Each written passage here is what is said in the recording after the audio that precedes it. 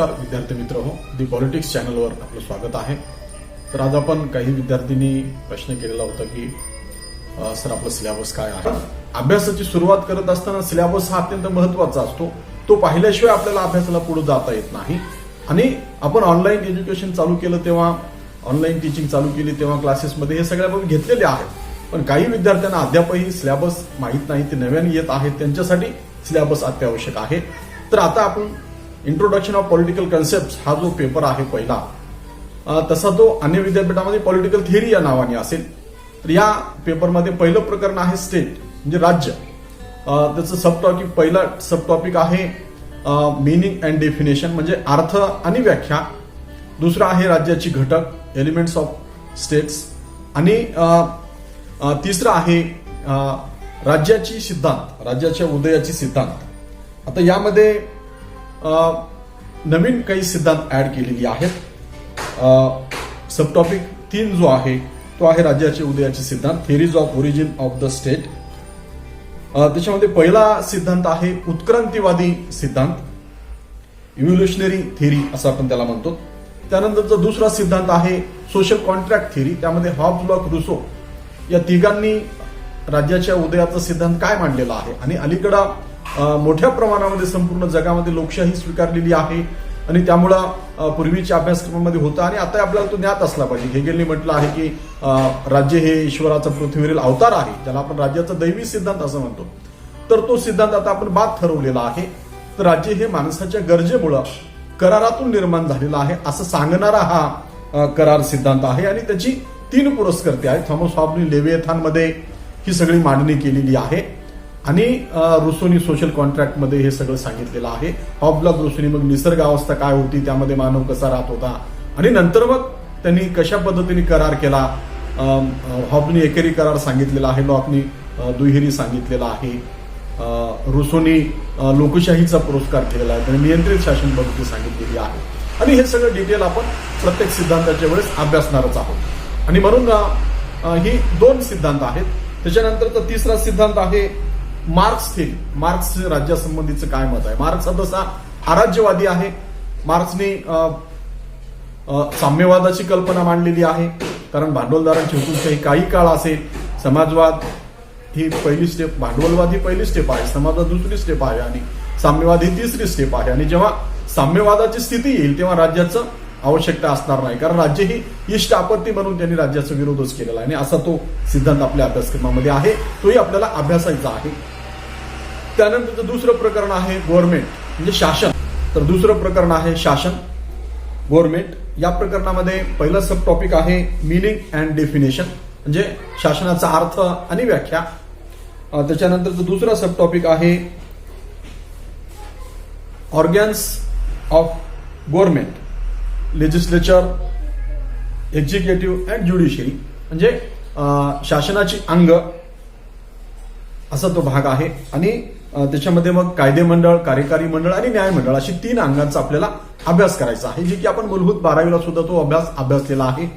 त्याची थिअरी काय आहे ती आपल्याला पाहायची आहे. यानंतरचा तिसरा सब टॉपिक आहे टाइप्स ऑफ गव्हर्नमेंट म्हणजे शासनाची प्रकार, काय प्रकारचे शासन असतात. मग त्याच्यामध्ये एकात्मक शासन आणि संघात्मक शासन अशी 2 प्रकार आपल्याला अभ्यासायचे आहेत. एकात्मक शासनाची काय वैशिष्ट्ये आहेत, एकात्मक शासन कशा पद्धतीने असते, जगातल्या कुठल्या कुठल्या राज्यांमध्ये एकात्मक शासन आहे, आणि संघात्मक शासनाची काय लक्षणं आहेत आणि संघात्मक शासन कुठं कुठं आहे. मग अमेरिका संघराज्य कुठल्या वैशिष्ट्यांमुळे बनलेलं आहे, संघात्मक शासनाची काय लक्षणं आहेत आणि मग ती भारतामध्ये लागू होतात का, भारत हे कसं संघराज्य आहे. मग डी बसूनी भारत हे अर्ध संघराज्य का म्हटलेलं आहे किंवा केंद्रोत्सर्गी संघराज्य काय म्हटलेलं आहे. ह्या सगळ्या प्रश्नांची उत्तर आपल्याला त्यामध्ये शोधायची आहेत. संघराज्यासाठी 3 वैशिष्ट्ये असतात. एक लिखित राज्यघटना असते आणि सत्तेचं विभाजन असते केंद्र आणि राज्यामध्ये.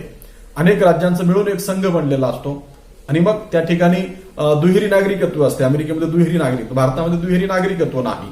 मग हे काय आहे, स्वतंत्र न्यायालय आहे तर त्याचे काय अधिकार आहेत, ह्या सगळ्या डिटेल्स गोष्टी आपण त्या चॅप्टर अभ्यासताना अभ्यासणार आहोत. तर असं हे दुसरं चॅप्टर आहे. या दुसऱ्या चॅप्टरमध्ये अशी फक्त 3च युनिट आहेत आणि याला 20 मार्क आहेत परीक्षेमध्ये. पहिल्या चॅप्टरला 20 मार्क आहेत, दुसऱ्या चॅप्टरला 20 मार्क आहेत. त्याच्यानंतरचा तिसरा चॅप्टर आहे सॉरेंटी म्हणजे सार्वभौमत्व. यामध्ये सुद्धा पहिला सब टॉपिक आहे मीनिंग अँड डेफिनेशन दुसरा सब टॉपिक आहे कॅरेक्टरिस्टिक्स, टाइप्स अँड लोकेशन्स, म्हणजे त्याची वैशिष्ट्ये, त्याची प्रकार, सार्वभौमत्वाची वैशिष्ट्ये, सार्वभौमत्वाचे प्रकार आणि सार्वभौमत्वाचं लोकेशन काय आहे हे आपल्याला त्याच्यामध्ये अभ्यासायचं आहे. त्यानंतर तिसरा सब टॉपिक आहे जॉन ऑस्टिन्स थिअरी ऑफ सॉव्हरेंटी, म्हणजे जॉन ऑस्टिनचा सार्वभौमत्वाचा सिद्धांत. जॉन ऑस्टिनने सार्वभौमत्वाचा जो एक सत्तावादी सिद्धांत मांडलेला आहे तो सिद्धांत आपल्याला अभ्यासायचा आहे. तर या प्रकरणाला 15 पिरियड आहेत आणि याला सुद्धा 20 मार्काचं वेटेज परीक्षेमध्ये दिलेलं आहे.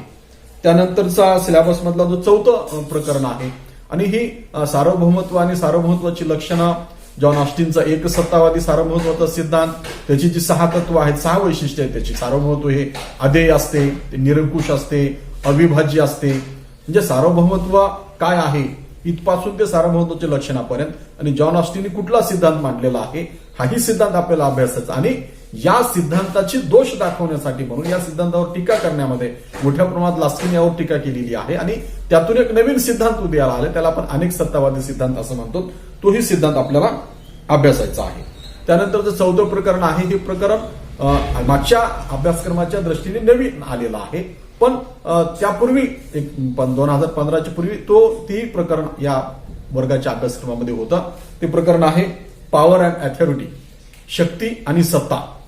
मग याच्यामध्ये आपल्याला काही पुस्तकांमध्ये पॉवरसाठी सत्ता शब्द वापरला असेल तर अथॉरिटीसाठी आधी सत्ता शब्द वापरलेला असेल, त्यामुळे इंग्रजीमध्ये काय लिहिलेलं आहे हे पाहणं अत्यावश्यक ठरते. पॉवर म्हणजे शक्ती आहे, शक्ती ही बळी तो कानपिळी यासारखी असते, त्यामुळं शारीरिक शक्ती सुद्धा त्याला काही लिमिट नसते. पण सत्ता ही अथॉरिटी आहे, ती कायद्यानुसार संविधानानुसार मिळणारी असते. त्यामुळं पॉवर आणि अथॉरिटी यामध्ये काय फरक आहे तर सत्ता ही त्याच्या गुणवैशिष्ट्यामुळे संविधानिक पद्धतीने प्राप्त होते. तर मग आपण त्याची उदाहरण म्हणून पाहतो, एखाद्या महाविद्यालयाचा प्राचार्य असेल तर त्या कक्षेमध्येच त्याची ती सत्ता चालते. दुसऱ्या महाविद्यालयात जाऊन त्याला त्या विद्यार्थ्यांना आदेश देता येत नसतात. एका जिल्ह्याचा कलेक्टर असेल तर तो त्या जिल्ह्याअंतर्गतच आपल्या सत्तेचा पॉवर वापरू शकतो. दुसऱ्या जिल्ह्यामध्ये नाही मी कलेक्टर आहे आणि इथल्या तहसीलदाराला मी ऑर्डर देतो असा तो भाग चालत नसतो. आणि म्हणून पॉवर अँड अथॉरिटी ही संकल्पना आपल्या ह्याच्यात ठेवलेली आहे. तशी ही हे जे प्रकरण आहे ह्याची चौकडी आहे. पॉवर, अथॉरिटी म्हणजे शक्ती, सत्ता, प्रभाव आणि अधिमान्यता. तर यामधला प्रभाव एक आपण वगळलेला आहे आणि पुढच्या सेमिस्टरमध्ये सेकंड सेमिस्टरमध्ये थर्ड पेपर म्हणून पुन्हा हा जो पेपर अभ्यासाला असतो तेव्हा आपल्याला अधिमान्यता ही संकल्पना पुन्हा घेतलेली आहे की ज्या सरकारला लोकांची मान्यता असते ते सरकार अधिक प्रभावीपणे लोकशाहीमध्ये काम करू शकते. म्हणून ती संकल्पना सुद्धा आपल्या अभ्यासक्रमामध्ये पुढच्या याच्यामध्ये ठेवलेली आहे आणि त्यासाठी अधिमान्यता समजून घेण्यासाठी पॉवर अँड अथॉरिटी ही आपल्याला समजून घ्यावी लागते. आणि अत्यंत इंटरेस्टिंग अशी ही संकल्पना आहेत पॉवर अँड अथॉरिटी, कारण सत्ता हाच राजकारणाचा केंद्रबिंदू असतो आणि सत्ता प्राप्तीसाठी माणूस कशा पद्धतीने प्रयत्न करतो आणि मग सत्तेची काय गुणधर्म आहेत, माणसाची प्रत्येक कृती ही सत्तेच्या जवळ जाण्यासाठी प्रयत्न करणारी असते. आणि म्हणून मग सत्तेच्या अनेक व्याख्या आहेत. सत्ता कशा पद्धतीने डेव्हलप झालेली आहे म्हणजे आपल्या मनानुसार इतरांची कृती नियंत्रित करण्याचा जो प्रयत्न आहे तो सत्तेमध्ये येतो. आणि म्हणून असा सगळा एकंदरीत भाग आपल्याला एकंदरीत 4 प्रकरणामध्ये अभ्यासायचा आहे.